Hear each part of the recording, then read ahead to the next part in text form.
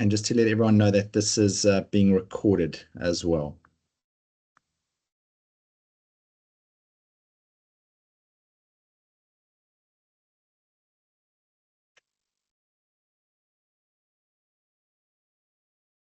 Just give it another minute or so, and then we'll kick off. For those who are jumping on, we'll just delay it a few minutes.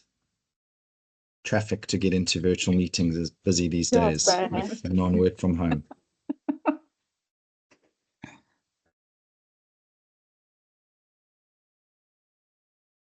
Okay, we had quite a few already.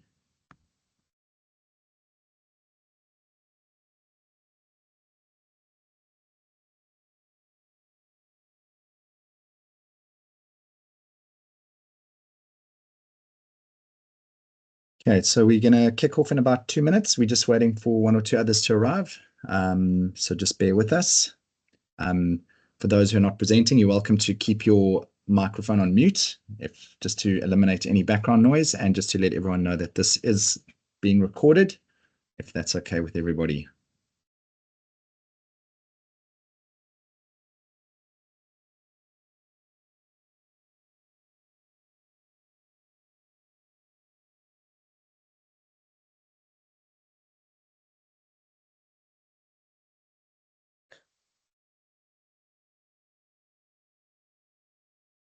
Okay, for those who have just joined, we're just waiting another minute or two just for some other people to jump on.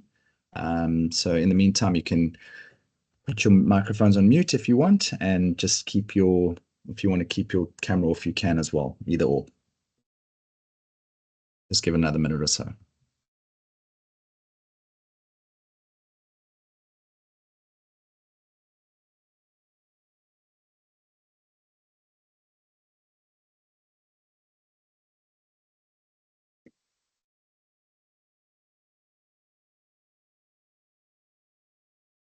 Okay, I think if it's okay with everybody, I think we'll start getting going. How does that sound?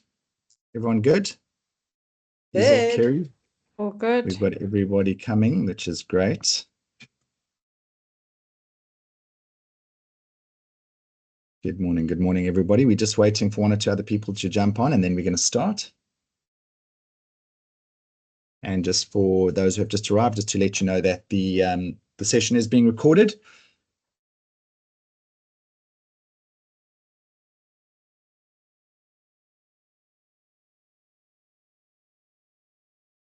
Okay, we're good to go.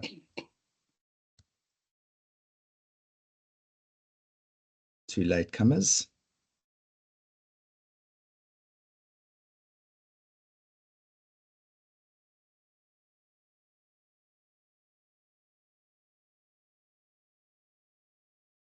Good morning, everybody who is arriving. We're going to kick off literally in the next 10 seconds. Okay, so let's get going. A very good morning to all of you, and a warm welcome to this very special Thrive Online gathering. I think as we lead up to International Women's Day, we'll be looking at the subject, empowering women globally, and the key themes for 2025. Today, we bring together past, present, and future Thrive alumni to celebrate International Women's Day under the powerful theme, Accelerate Action. I'm Roy Clark, the CEO of Clark House. I'm a Thrive Online ambassador and collaborator, and it's an honor to be part of this inspiring conversation this morning. International Women's Day is more than a day, it's a global movement. It's a call to acknowledge, to support, and accelerate the strategies, resources, and activities to drive real impact for women everywhere. Thrive Online has always been about more than just professional development. It's about forging a global network of empowered, connected women, embracing their leadership potential and turning ambition into action, which speaks so beautifully into the theme of International Women's Day. Today, we come together in this spirit to engage in bold conversations, share insights, and to look ahead at key themes shaping the future for women in 2025 and beyond. We will be joined by incredible voices, including outside experts Fikile Oliphant and Nelisile Tanjakweo, as well as Thrive founders Liesl Bibb, McKay, Kerry Borenser, as well as Catherine McGill, who will unpack the themes that are shaping women's leadership work and well-being in a rapidly evolving world. On a quick side note, I'd like to take this opportunity just to say a huge happy birthday to Catherine McGill, who will be speaking a little bit later. It's her birthday today. And I just want to say we cannot thank you enough, Catherine, for everything you do at Thrive and what you do. So happy birthday to you. Thank so you so much. These key themes that we're going to cover today include power flux, push and pull. So we're going to understand the shifting dynamics of influence and leadership. My bestie is a bot. How do we navigate AI and the digital revolution in women's careers? The hybrid hustle, thriving in the evolving landscape of flexible hybrid work. The wellness rebellion, where we will look at redefining success by prioritizing holistic well-being, which is so important in today's day. And then sisterhood, the power of women's networks and communities in driving real change. The session is about more than just a discussion. It's about action as we lead up to International Women's Day. So let's commit to accelerating the progress that empowers all women worldwide in organizations. We encourage you to engage, share, and take away insights that fuel your own leadership journey. Should you want to ask questions, please feel free to drop them in the chat and we'll get them to them at the end so we can get through everything today.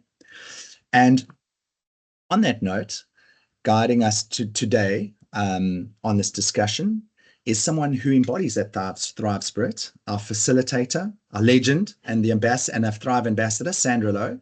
Sandra will introduce our panel and lead them through a dynamic conversation of these key themes, ensuring that we leave today inspired, informed, and ready to take action.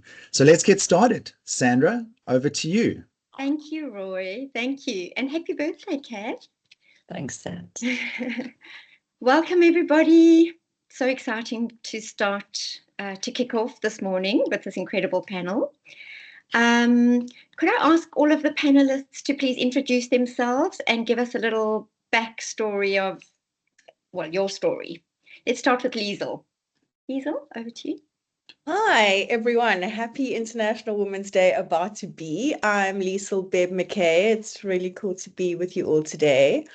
About me, I've spent over 30 years in financial services and tech, and I'm passionate about using tech to tackle real challenges and connect people across borders. My journey's been a real wild ride, from crunching numbers in accounting and finance in South Africa and the US to consulting in London and being knee-deep in the world of dealing rooms and global markets, and even kicking off a tech hub in Johannesburg before I moved here to Belgium. Along the way, I've been building teams that thrive on diversity and inclusivity, because for me, innovation really starts with people who bring their authentic selves to the table. Right now, I drive client partnerships and growth at BBD Software, working across South Africa, India, the UK, and Europe. And I'm especially proud of teaming up with this amazing group of women on the Thrive Project, creating a digital leadership program that's empowering women with lasting impact and really changing lives. It's all about lifting each other up, and that's what fuels me.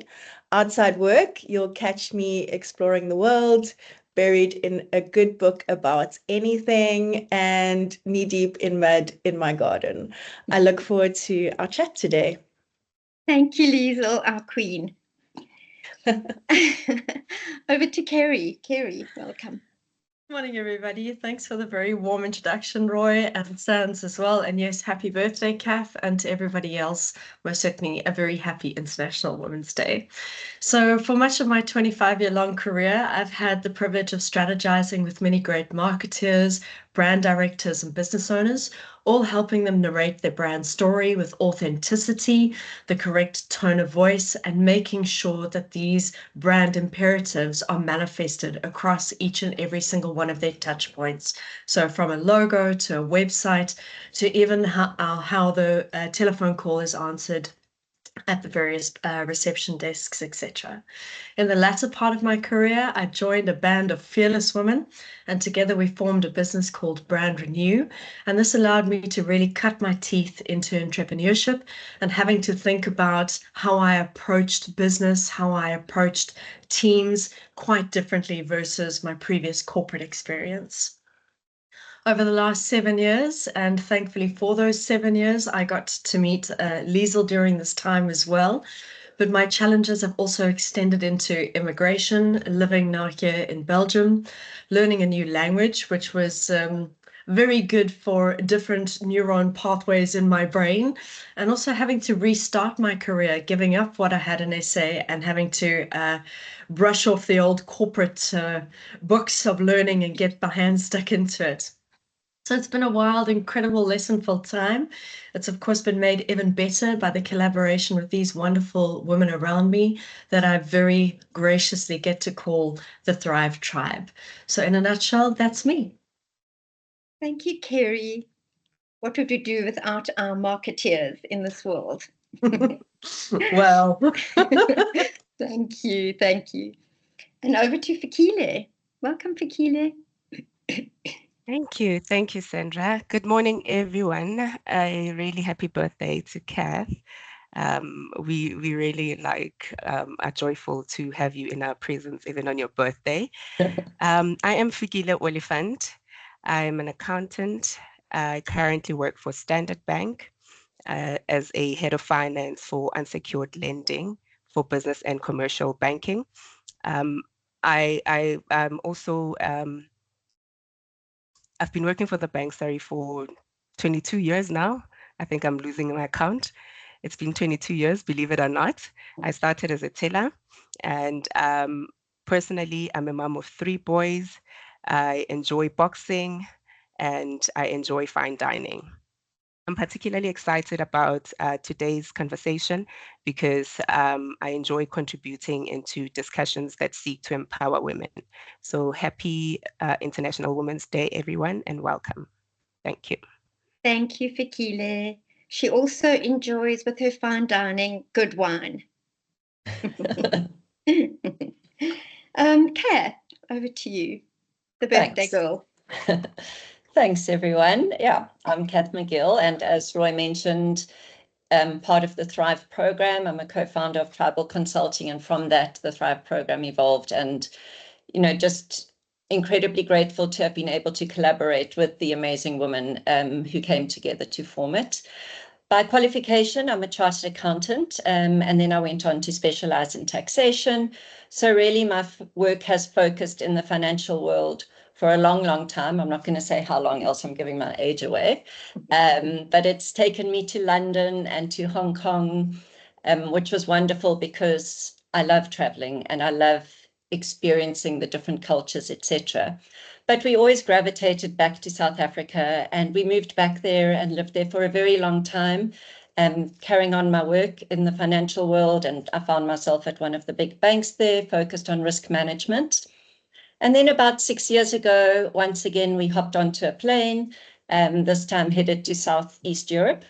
A little bit more complicated than before, with 3 children in tow, a dog, an entire household packed into containers. But here we are. I'm in Ljubljana, Slovenia, where I'm sitting today. I'd carry on doing financial consulting in the SEE region around here, but really over the last 5-6 years, my passion and my focus has shifted to empowering and developing women, and in the support of the creation of these powerful networks, as you all know, what we call them, our tribe. And hence why I'm sitting here on this panel today. I'm really excited. Welcome, everyone. Thank you for joining us. Thank you for giving of your time. And it's going to be super to discuss the key themes for this 2020 Thrive. Thanks. Thank you, Kath. My daily inspiration, Catherine is. Okay, over to Nelly. Nelly, welcome. Hi everyone. So yeah, I'm Nelly Tanjabayo, but everybody calls me Nelly. And happy birthday, Catherine. What a lovely way to spend your birthday with your sisters. Exactly. So I'm exactly. So I'm a lawyer by background. I currently sit as the head of legal for Omnia Holdings, the BME division. I also sit on the executive. So I spend my day basically navigating complex global legal landscapes while driving ethical governance, is how I like to sum it up. In addition to that, I'm also a board member. I'd like to think of myself as a strategist, still sharpening that. And I'm an advocate for various initiatives, especially economic development and corporate transformation. So that's really what I'm passionate about. Beyond, sort of like the boardroom, I am a very big champion for social justice and education. So I do a lot of pro bono outside of work, and I spend my time or my expertise rather uplifting various communities or getting involved in various initiatives. I'm very passionate about, the girl child. I'm very passionate about the work that we do here, which is why I'm quite excited about being part of this panel today and getting to know a lot of you ladies on the call today and working together with Thrive on this. So I definitely do look forward to our conversation and the various insights we're going to be unpacking today. Thank you. Thank you, Nelly. It's so lovely to have you with us. Thank you. We're a little bit behind time, so I'm going to jump straight into our first theme, which is the power flux, push and pull. Liesl, if you don't mind me asking you, do you see a changing sentiment for gender inclusion and specifically a leaning in towards male energy? Or do you think it will be counterbalanced by positive measures like quotas? How do you see this playing out this year?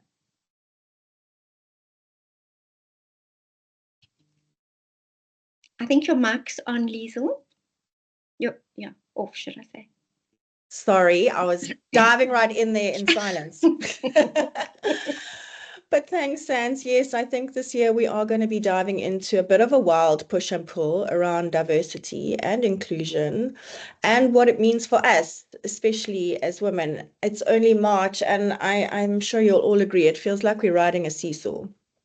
Some days it's up and you feel full of hope, and then you just get tugged straight back down by resistance and even a little bit of fear. So let's take a moment to unpack this, because 2025 is going to need a bit of heart and a lot of grit, because the equality story is going to get even more interesting for all of us.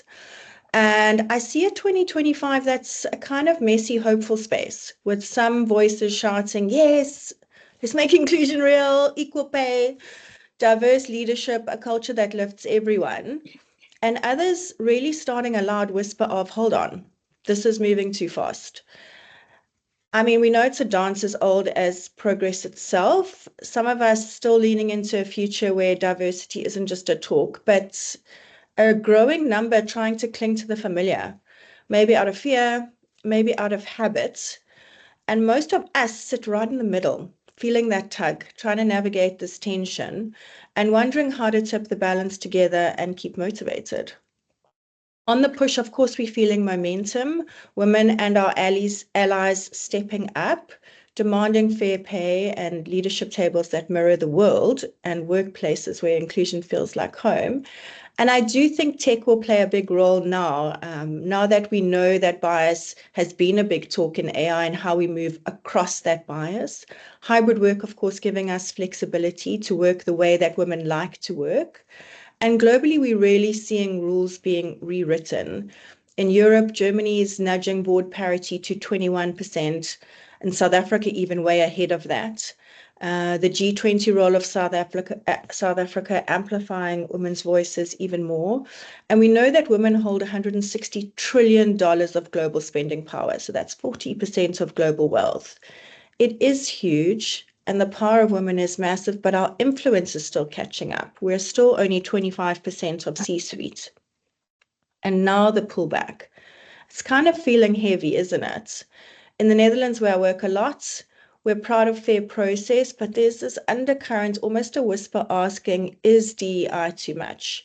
And some Dutch firms have started scaling back on training. And just last night, I don't know if you heard Trump saying wokeness is trouble. Wokeness is bad. It's gone in the way only he can. And I don't know what he meant by that, but it really doesn't sound like a good thing for any type of minority. And the permission he's giving for that, de facto.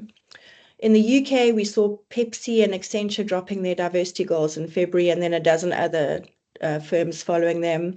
And even in South Africa, clients like Walmart have cut their DEI centers under pressure from their external partners.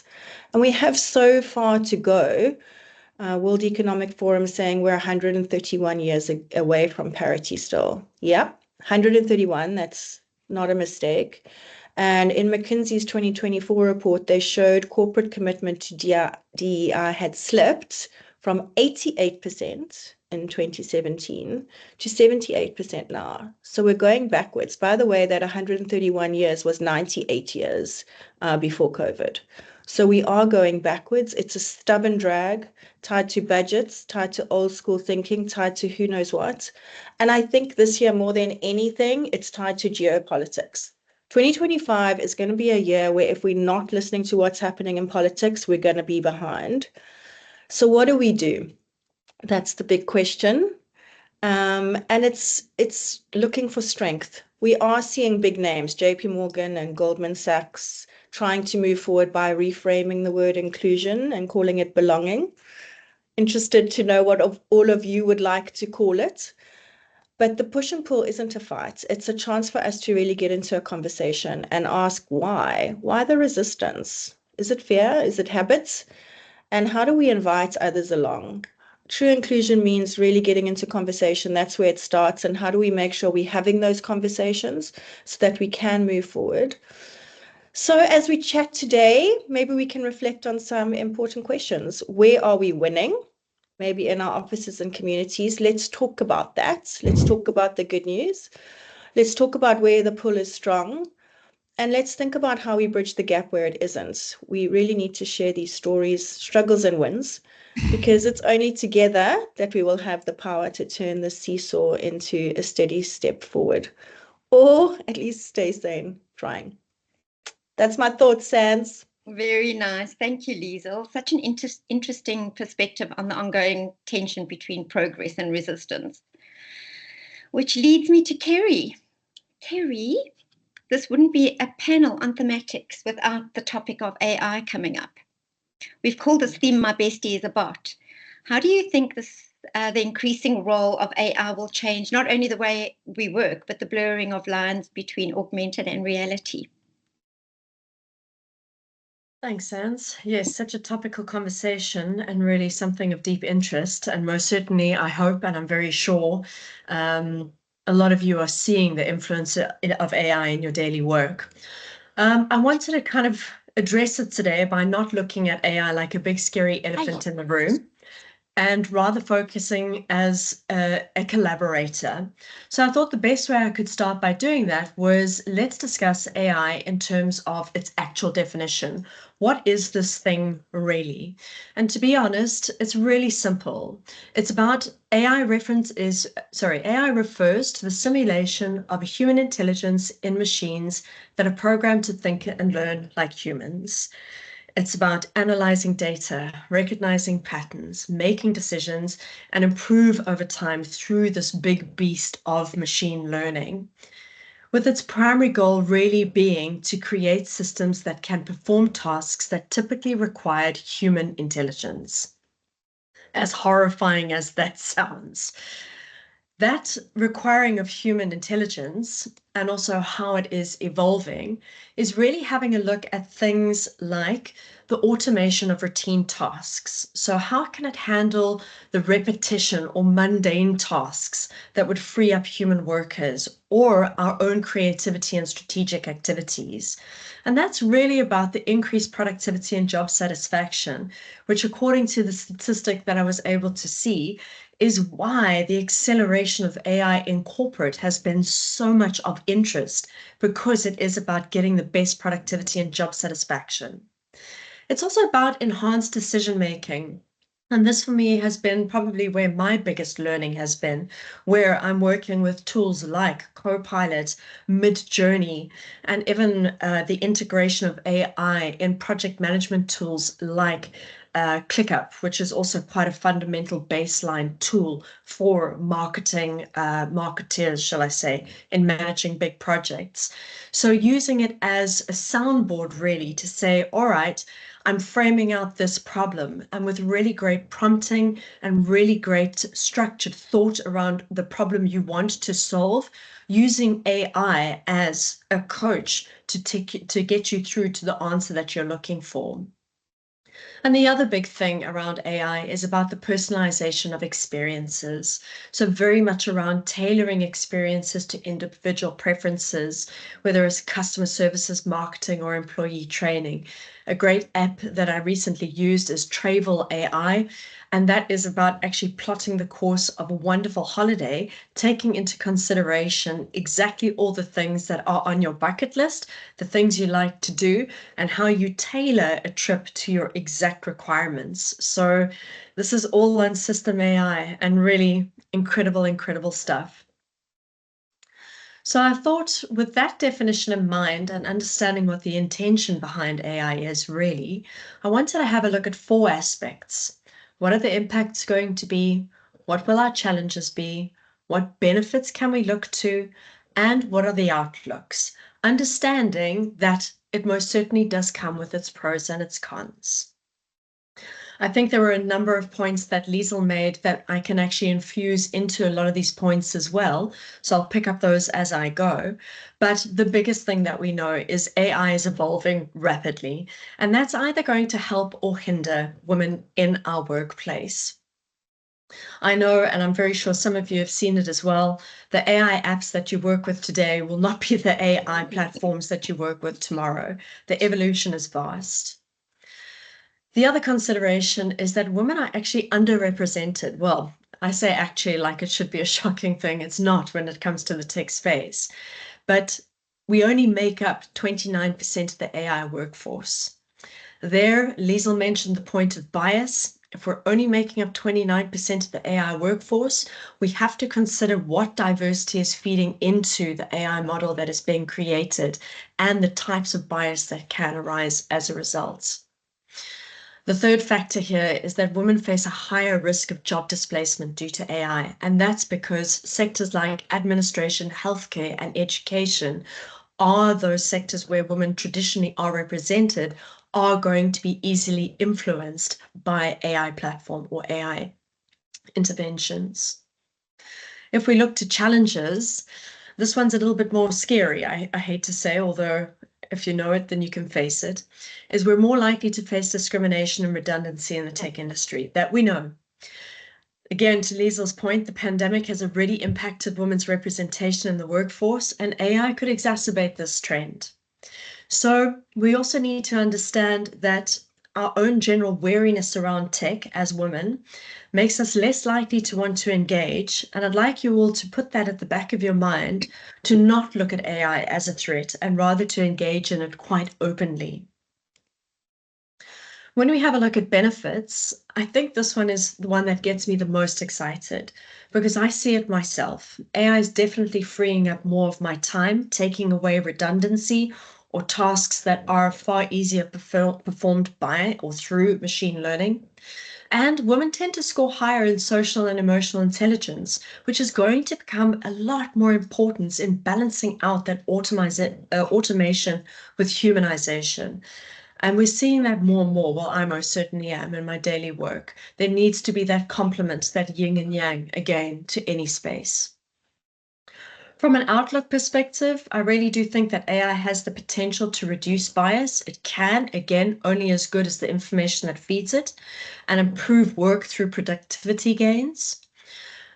From a legislative and a regulatory perspective, these laws are moving as fast as what AI is progressing, and those AI acts can act as an enabling tool for women's success. Again, it's going to be about the intentional use of AI, which could lead to more fulfilling and empowering work for women. And then I kind of sat back after going through the definition and what the impacts, challenges, benefits, and outlooks would be. And I thought, let me ask AI, what advice would you give me as a woman in today's industry in terms of staying ahead and remaining relevant? And my AI bot, to all its benefits, turned around and said, Kerry, you need to make sure you are continuously learning. And I thought, yes, AI, that is incredibly relevant. So things like upskilling regularly, making sure you're taking advantage of online courses and workshops, engaging in the platforms, do not be afraid. Continue to network and collaborate. We're all on this call today wanting to network and collaborate. We're joining professional groups and we're listening to other women speak from points of interest, diversity, and challenges we're facing. Remain informed and don't forget to experiment and innovate. Don't be afraid to experiment. Look to the tools and get hands-on experience. And then the last little bit that I'll leave you with today, which again was advice from AI, was about embracing a growth mindset. Be adaptable, be resilient, face your challenges and setbacks, and just see them as part of our ongoing AI journey. Thank you, Kerry. Thank you. A crucial point made about the need for education in AI and to ensure we as women develop our skills. Fikile, our next theme is called the hybrid hustle. From your perspective, where do you think this is going to land? Are we all going to end up back in the office with our dogs and kids under the desk? Or do you see a future for hybrid? Thanks, Sandra. So I can't say for sure if we will end up with our dogs and kids under our desks, but I think from my perspective, I can tell you that the hybrid working model is here to stay, and I have some interesting stats to back that up. So if we look at the post-lockdown work status, we have 42% of the workforce in hybrid model. 21% enjoy working fully remote from home. And then we still have a 37% who are working full-time from the office. If we look into the productivity stats, the hybrid model is broken up into four types of working model. There's the at-will model, where people can decide when they want to come into the office. And then the split week model, where I think most organizations are leaning towards breaking up the week into 2 days in office and maybe 3 days at home or vice versa. Then we have the shift working model. This is where teams work in shifts, morning and evening shifts. And then we have the week by week model, where the workforce is on site 1 week in and 1 week out. If we look at the productivity stats, with the at-will model, we're seeing very high productivity levels. So people who are on the at-will model feel 69% productive. And if you also look at the people who are working fully from home remotely, they are at a high productivity level of 66%. And then if you look at those who are working from the office full-time, they're only feeling 32% productive. And if we look at our satisfaction, job satisfaction stats, they also follow a similar trend. And then moving into advantages of the hybrid working model, specifically for women, we do see an improved work-life balance. So women can manage their childcare, elder care, and other personal obligations while maintaining in-person collaboration with their colleagues. The second one is reduce commute stress. I, for one, travel 2 hours when I come to the office when I'm working from the office, and it can be excruciatingly painful. So we can all agree that it's quite stressful sometimes traveling to the office. And then the third one is potential for career advancement. By having more control over their work hours, women may be able to pursue promotions and take on more responsibilities without completely sacrificing their personal lives. And the fourth one we see is more inclusive workplace. So with the hybrid working model, we can create more inclusive environment for women by allowing them to participate fully in the workforce, even when facing challenges relating to their family responsibilities. And the last one is enhanced mental health. And I think my colleague Kath is going to speak extensively on this one. But the flexibility of hybrid model can contribute to reduced stress levels and improved mental well-being for women juggling multiple roles. So really, Sans, in conclusion, we see lots of companies from studies showing that productivity flexibility has increased up to at least 10% with the hybrid working model. A whopping 90% of women are fully in support of the remote working model. And 67% of women across the world believe that the hybrid working model has a positive impact on their career growth path. So when women can achieve career success while also meeting their family responsibilities, they are more likely to stay in the workforce, promoting gender equality and contributing to success of the organization. So by offering the hybrid arrangements, organizations can attract and retain top talent, promote employee wellness, and support the success of their employees, particularly women. So yes, organizations need to embrace the hybrid working model. Thank you. Thank you, Fikile. And I think a valid point that it's not really a one-size-fits-all solution. Which, of course, links us straight back to the topic of the wellness rebellion. This is where Kath comes in. Kath, do you think burnout culture is going to stay headline news, or do you think it will be replaced with a radical prioritization of mental and physical well-being? And do you think we'll see wellness as a non-negotiable in career success? Thanks, Sands.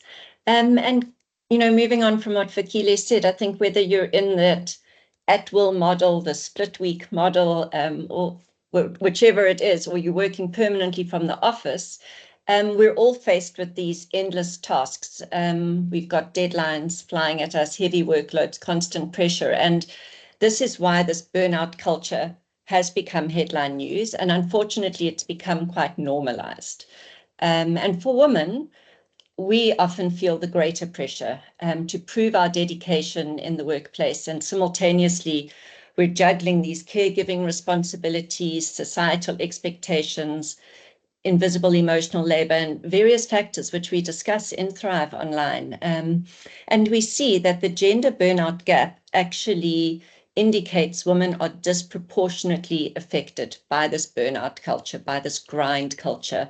And according to the American Medical Association in 2024, 55% of women were experiencing burnout versus 42% of men.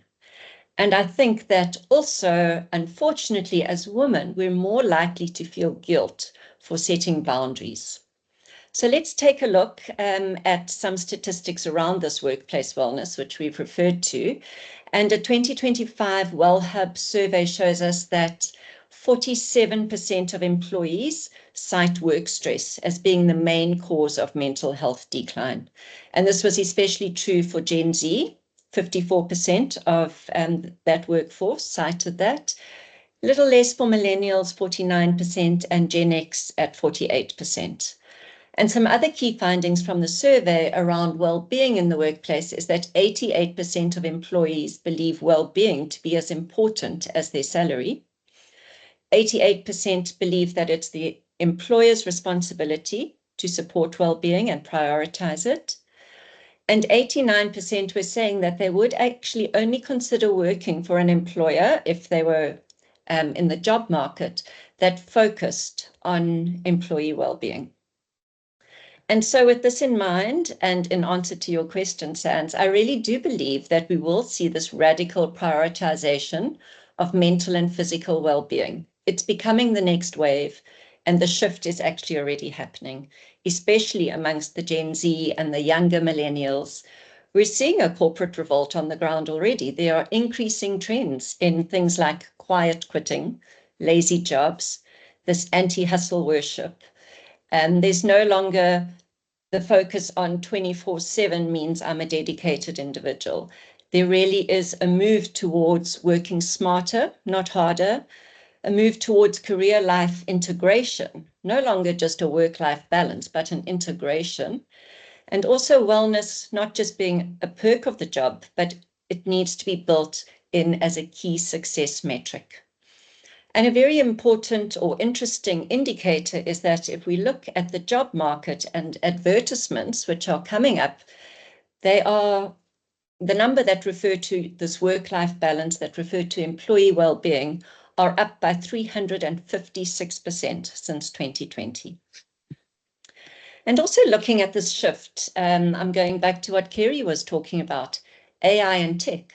You know, the more that automation takes over, the more that the routine tasks are taken away from the workforce, the more that our unique human traits, like our emotional intelligence, our creativity, and our well-being will be key to success.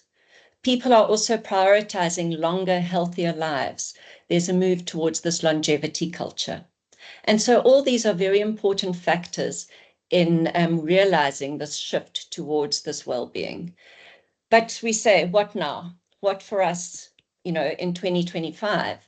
And there's obviously not one size fits all, but the shift really does mean that it's only going to be the companies that bake and really blend the well-being into their DNA who will be able to attract and retain top talent. And this is where wellness will become a non-negotiable in career success. There's also a 2025 report by McKinsey and the World Economic Forum, which shows us exactly what we know. Investing in employee health boosts productivity, it reduces absenteeism, heightens employee engagement and retention. And an interesting statistic from this report is that it can create $11.7 trillion in global value. And we all know money talks. So the organizations will be sitting up, they will be taking note, and the rebuilding of cultures will start. But this could take years in some cases. And as opposed to waiting for these top-down policies to filter through, what can we do now? And I really believe that it's time for us as women to deliberately and quietly opt out of this grind culture, but without compromising our ambition, without compromising our career success. We have to accelerate action. And I've said this before, you know, we might just feel like we're a drop in the ocean, and what difference can we make? But collectively, small actions which we take can result in a wave. And they can really help to reshape the world, allow us to take our wellness back into our own hands. And I think by setting boundaries, by speaking up for well-being, by prioritizing our own health, we as women can really define a new standard of success. You know, one that really values a sustainable type of achievement as opposed to this constant exhaustion and stress that we experience. And it's not about stepping back by any stretch of the imagination. It's really about stepping forward with intention. And this shift will really give us permission to thrive and not just survive. I mean, imagine a world where rest is seen as strategic and not lazy. So I really encourage you in 2020 thrive to protect your energy. It isn't a sign of weakness. It's actually an act of self-empowerment that will help us all sustain our success. Your energy is your most valuable resource. Please look after it. Thanks, Sans. That's fantastic. Thank you, Kath. Yeah, important point that you made, that wellness initiatives are great in theory, but often fall short in execution. So speaking of execution, that brings us to our last theme, which is what Thrive's all about, sisterhood. Nelly, in your findings, are you predicting an increasing support for women, women for women, in entrepreneurship, investing, mentorship, and especially in encouraging each other to give the gift of time? Yeah, thanks, Sandra. And I think I like the point that Catherine ended on. I'm going to start taking strategic breaks from now on. Yeah. Yeah. So it's, yeah, such a like a different way of thinking. I really, really like that. And I think maybe moving forward, that's a lot. We need to sort of start incorporating a lot of that, right? How we actually do things and how we think about things. So, you know, Sandra, just back to what you've just sort of raised now. So we do see across industries that there is a shift in women investing in women, mentoring, sponsoring, and most importantly, giving each other sort of what I'd like to call the gift of time. So despite, you know, the stats that Liesl just shared with us, which is obviously that drop in diversity goals from various entities, we are seeing this sort of trend where women are starting to sort of support one another, seeing the importance of supporting one another. And it's a rise that, you know, is sort of catching on and is becoming a trend. So for decades, the narrative has been that women must compete for limited opportunities. But, again, like I said, that's sort of starting to change. We're seeing studies being conducted by McKinsey in 2023 showing that companies with diverse leadership teams outperform their peers by 25% in profitability. But yet again, in the same year, we're seeing a study by Harvard Business Review that only 2% of venture capital funding goes to female-led startups, which is a bit odd. So if you actually invest more in women, you stand to make more profitability. But on the other hand, when we look at where investments or where people are actually putting their money, it's not being directed towards female-led startups. What also this then speaks to, or sort of like highlights to us, is the fact that supporting women for the first time is no longer just this moral responsibility or the S in ESG, but it's also becoming an economic necessity and it's becoming more profitable. And yet still we're seeing this portion of funding that is being directed, the small portion of funding that's being directed to women. And I think this is then the question of, what are we doing about it, right? And are we doing enough about it? So these stats are there. They show that supporting women is far more profitable. But, to what extent is that being amplified? And to what extent is that actually being something that is carried into the decision-making boardrooms so that people are aware of these facts? And admittedly, when you ever use research on, barriers for women in business, it is literally the first thing that comes up is this financial barrier. So when I started looking at that, I then started thinking about what is happening though, because you still want to understand where all this positivity is coming from. So you start seeing a couple of examples of various groups like the Elvest, which was founded by Sally, and this is a female-focused investment platform that helps women take control of their financial futures. And I thought this was so important, especially in the African landscape, right?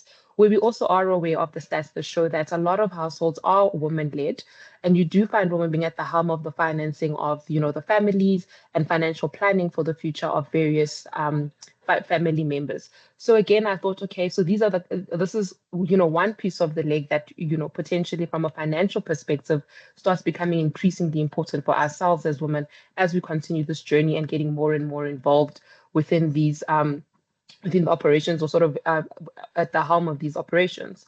Then again, I then looked at I think it's CEO. I think that's how you pronounce it. And it's a global community of women investors.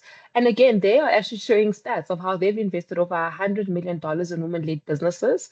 But I think what was particularly interesting for me is just how many of these businesses were sustainable. They survived COVID. They actually continued during, like challenges where in certain, I think it was in the US where there were certain crises that were being noted, but yet these entities were actually showing year-on-year growth and were showing how they were actually staying sustainable. You then also have Lionesses of Africa, which is a public benefit corporation and is a social enterprise, which is very passionate about women's entrepreneurship in Africa. And I mean, as you go down the list, there's like a whole lot of other examples that I can go through. So we are seeing a lot of women investors, VCs, women who are executives stepping up, but we can agree that we need to do a lot more. So it's not that the work is not being done and that there is no trend, towards woman-to-woman support. I think it's just the level and maybe at what or what extent it is being undertaken at. And I think if we do want to see a woman succeed more, we need to start thinking about how we fund them, how we hire them, and how we amplify their voices. So, I'm a lawyer, so I like knowing exactly what is the next steps. How do we actually get this?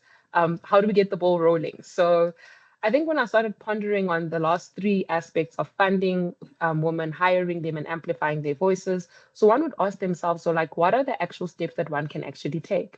I then started thinking about mentorship and sponsorship, which is a big buzzword when it comes around women. But what does it actually mean? And what does that actually look like practically on the ground?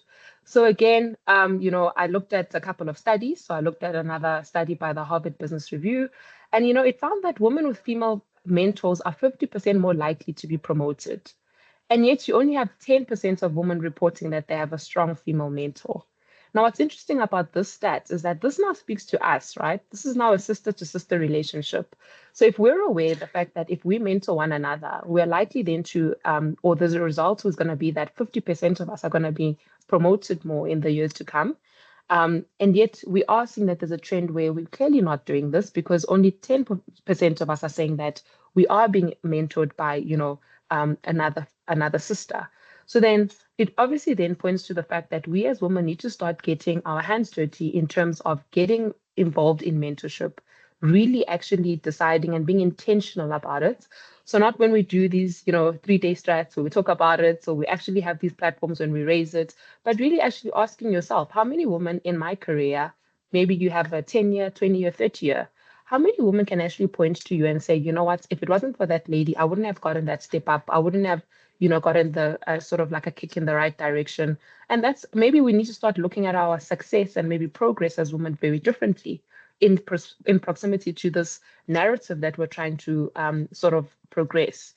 And then you look at other initiatives like your Lean In Circles, Girls Who Code, which speaks very much to the AI component that Kerry was covering, and maybe getting a little bit more involved in that. Um, but again, beyond mentorship, we also need to start thinking about what does sponsorship really mean? So when we talk about advocating for each other in boardrooms, in leadership meetings and investment pitches, what does that actually look like? And what are the certain aspects that we need to start considering when going into these meetings? Again, intentionality being at the forefront. So for example, if we're aware that we're going into a boardroom where a decision has to be made, but we know who's on the other side. If this is a decision that will impact a woman, this is a presentation that is coming from a woman. How do we better prepare before going into those type of meetings? Have you maybe engaged that stakeholder who is a female to say, you know what, I know that your presentation is coming up. Do you need any pointers? Would you like me to have a look at it beforehand? And not in any ways to sway your decision when you're in there, but really just to give pointers about how best to present themselves, how best to package it, how best to put their best foot forward. Because potentially that's the reason why you're in that room making the decision, because you're able to actually package certain things in a certain way. You are actually sitting at the helm. And I think already by her coming into that meeting, she has that comfortability of knowing that she already has someone who's basically sponsoring her, who's advocating for what it is she's doing, or has pointed her in the right direction. And sometimes you might find that as you point these things out, she might find, oh, I probably need to go back and work a bit on it. And she will then decide to do that as opposed to sort of try put her best foot forward, only to find that she'll fall short. And I think these are all the things that, we need to start thinking about. So again, when you go to leadership meetings and you know that someone is going to be presenting a certain topic, or you indeed are presenting, how, to what extent do you get other people involved? Because you have the platform, right? So maybe bringing on someone else into your platform to actually present with you, or maybe just speaking to other ladies and actually mentioning the fact that they were helpful during the process of you putting together that particular presentation, right? And of course, investment pitches. So if indeed you are in the financial segment, this is a business that will be empowering women, or it's a business that will be women-led. To what extent have you done your homework just to understand that markets, just to be a little bit more prepared? And and that's why I say this is intentionality at the forefront. Because I think, or maybe fortunately for men, they can actually afford to go into a meeting where they can just be business as usual and not have to think about this intentionality. But I think if we want to really drive this message, we need to start thinking about things like that and really start thinking about how we do things and how are we really being intentional about how about driving this message forward. And then again, so like, what are the sort of like immediate things one can start doing? So 15 minutes to mentor a young woman in your field, in your space, in your community, depending on your passions. Again, I always talk about female-owned businesses. I think you can pick. So what I currently do is I've picked one thing, which is my earrings. So I'm very intentional about where I buy my earrings. I actually do find online stores that are female-owned, and I actually spend the time actually double-checking that. And then I'll actually be intentional about buying my earrings from there. And I know we all have our favorite brands and maybe things we're not keen to change, but maybe that one thing, it could be your blouses, it could be your shoes, it could be where you get your hair done, maybe being intentional about going to facilities that are actually female-led and female-owned. So again, just really thinking about how do you incorporate that into your everyday life, such that, it is things that you usually do, but you're not intentional about it, so you don't really give it much thought, and it could actually make a huge difference to another woman's business.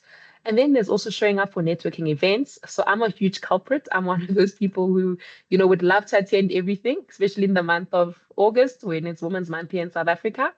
Um, and you get just these floods of like invites, and you really want to be on those platforms, you really want to speak at every event, but there's just not enough time. But what I've started doing is I've started just picking a couple of them that I found very useful and sponsoring another woman to go. So you might not, actually have the time to go, but how about you buy a ticket? And it could be someone in your workplace and say, hey, Sandra, hey, Carrie, I decided to get you a ticket. I'm not sure if you're keen. I thought this would be a good exercise for you to go there. And I think it's just in little ways and just being intentional about those decisions that we're making that we'll actually start to see the action, and slowly the momentum will pick up until it becomes a norm. And imagine if all of us actually did that, right? How many female-led businesses would be keeping open? How many of these initiatives where, networking events will actually start growing because women are actually attending in numbers? It's so true, Nelisa. Absolutely. I couldn't agree with you more. And you are such an inspiration to listen to. Honestly, I'm so sorry that I had to interrupt, but we are running late. Oh, no worries. But you are such an inspiration. One point, but I think maybe let's open it up for people to come in, Sandra. Thank you. Thank you, Nelly. That brings us to the end of our panel discussion. So thank you to our incredible panelists for sharing their insights. Roy, I think it's over to you now to wrap up. Geez, well, so fascinating. I've taken copious amounts of notes. So thank you, everybody. I think, for me, just reflecting on so many things: burnout culture, grind culture, economic priority, profitability is more towards women. AI is about productivity and satisfaction. What really scares me is how DEI is going backwards, 98 years versus 138 years. I mean, these are things we could probably have all day discussions on. But I think given time, I would like, given this is a month of action, is maybe just before we wrap up, I'd love to hear one final thought from each of our incredible panelists. And I mean, just guys, just unbelievably amazing information. And, in the spirit of accelerate action and the theme for International Women's Day, what is the one thing you want the audience to maybe take away from today, whether it's a piece of advice, mindful shift, or action to drive change? So I'm going to go around the panel. I'm going to loop back to you, Liesl, and then we can go from there. Thanks, Roy. For me, it's Nelly's point about intentionality, and the quote that comes to mind is, "The only thing necessary for the triumph of evil is for good men to do nothing." This is not a time for being quiet. So true, so true. Let's go to Kerry. For me, it's around radical curiosity. So remaining relevant, educating yourself, staying positive, staying focused, and remaining curious, embracing the world and learn like a child. Just really embracing it all. We have to remain relevant and open to change. Remaining relevant and open to change. Fikile, your talk around the hybrid model was so fascinating, and productivity, why people wouldn't think about productivity differently, I don't know, but I'd love to hear your final thought. Thanks, Roy. Yeah, I think my final thoughts is centered around this year's official theme for Women's Day, which is March Forward. So I would encourage everyone to just keep marching forward and accelerate your growth and embrace change. Thank you. Oh, brilliantly put. And to you, Catherine, birthday girl. Thanks, Roy. Yes, there's much to do. And in addition to accelerate, a key word for me today is celebrate. We need to celebrate every small win we get, every little success, no matter how small it might be. Celebrate yourself, celebrate your uniqueness, and let's celebrate each other, because we will get there by lifting each other up. And I love what you said earlier. You said small actions make waves, and I think that's important, and to celebrate those. And then back to you, Nelisile. So I think for me, it's really just about doing something this year. Who are you mentoring? Who are you advocating for? How are you using your time, money, influence to uplift another woman? Oh, that's absolutely incredible. I was going to jump onto some questions, but I think given the time, we're not going to really get them. There haven't been too many questions in the actual chat, but I think just before we wrap up, some exciting news is coming to the Thrive Online team, and the Thrive team always looking for new ways to empower, inspire, and accelerate this action. And there's some big news coming your way soon. So while we can't share all the details now, I just want to say there's a lot going on, and taking Thrive online to the next level. So stay tuned for that announcement. That'll help redefine and how we connect and how we grow and how we lead. So we're always trying to innovate and be relevant, as Kerry said, which is so important. I think just what an incredible conversation today. I've taken so many notes. A huge thank you to our amazing panel, for Kile, to Nelly, to the Thrive founders, Liesl Bebb McKay, Catherine McGill, and Kerry Borenser. And I think if anyone wants to jump on and have a conversation with them, I'm putting their details up. I hope you guys don't mind. Thank you for sharing the wisdom and experience and the powerful insights. Jump onto LinkedIn, look at Tribal Consulting and Thrive Project. There's always interesting stuff up there. Follow Clark House as well. So please feel free to connect with anybody else. And I think one thing I want to say is that Thrive is not just a leadership program. It's not just about skills. It's about forging a tribe of empowered leaders within organizations. So if any of you want to chat further how we can roll out Thrive even more effectively into organizations and take this further into entrepreneurs, how we can do that, please feel free to reach out to Sandra or Helen, who will gladly have conversations with you. Please take their details down, and we can take that conversation forward. We're all about partnering and collaboration, and I think this is how it needs to happen. So in the spirit of International Women's Day, accelerate action. Let's take today's learning. Let's look forward. Let's support. Let's uplift. Let's drive change for everybody around us. And the work doesn't stop here. So let's keep pushing and making this happen. So thank you to everybody for being part of today. We are 1 minute over the time. Let's keep thriving, and let's continue to empower women globally. Enjoy International Women's Day 2025. Accelerate action. Thank you so much.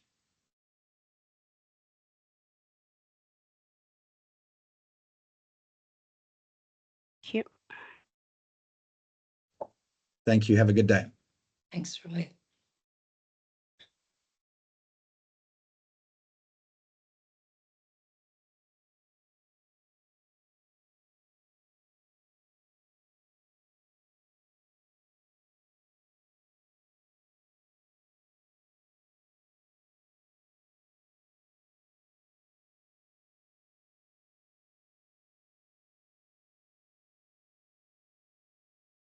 Thanks, everybody. That seems like it's it almost.